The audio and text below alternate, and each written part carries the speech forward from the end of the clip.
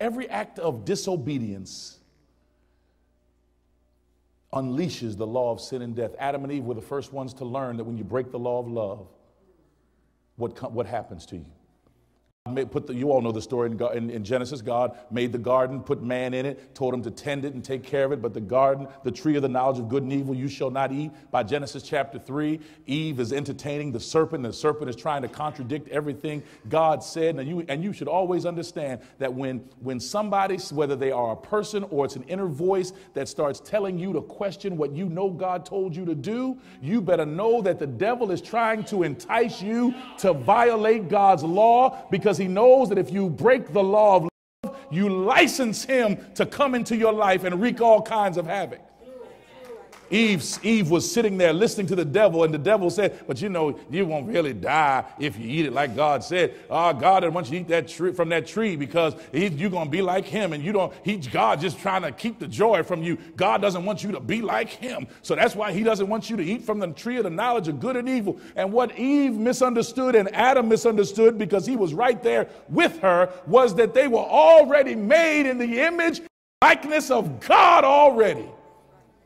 So the devil tricked them into violating the law of love, and he unleashed the law of sin and death. So God had to kick them out of the garden. And all of the progress that they were supposed to have made by following God's way, they now had to toil hard to make it happen. In every area in our lives, when we choose to disobey,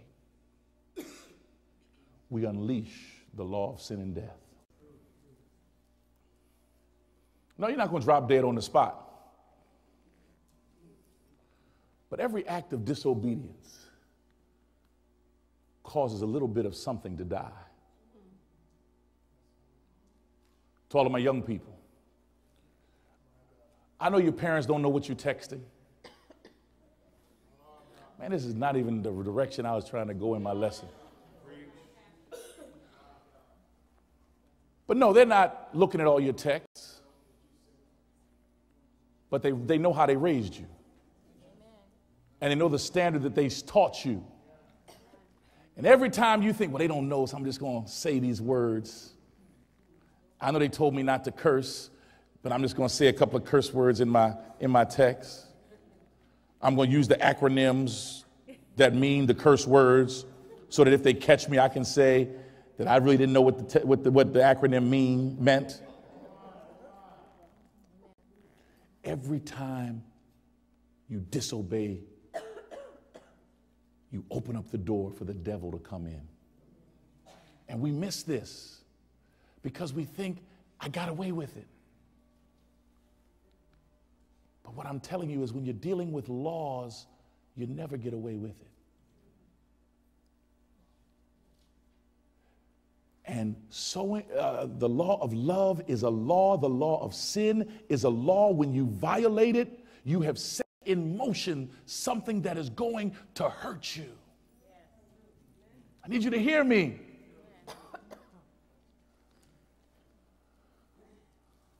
So you may think that your parents are just trying to take joy away from you and keep you from enjoying life. That's not it at all. Your parents are trying to keep you safe. And I have yet to find any young person who's grown up to be an adult who went against their parents' wisdom, who has grown up to say, I'm so glad I didn't listen to my parents. Never once. But more often than not, you hear people say, if only I had listened to what my parents had told me to do.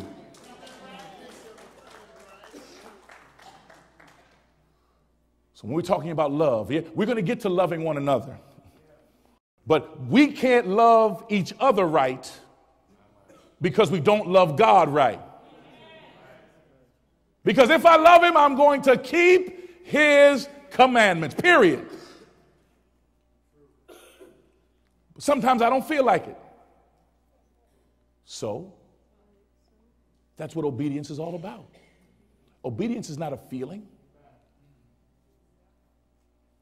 Sometimes I don't feel like being married to my wife.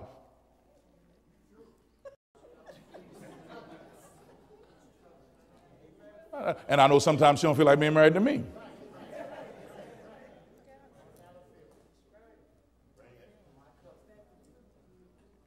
Amen. So I like to be real. Y'all come to church, I try to keep it real. And some of y'all laughing, y'all were laughing. That's one of those nervous laughs. You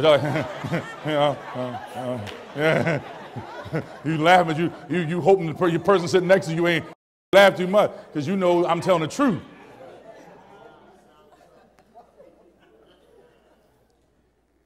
But even when I don't feel like being married to her, I made a commitment to God. Amen.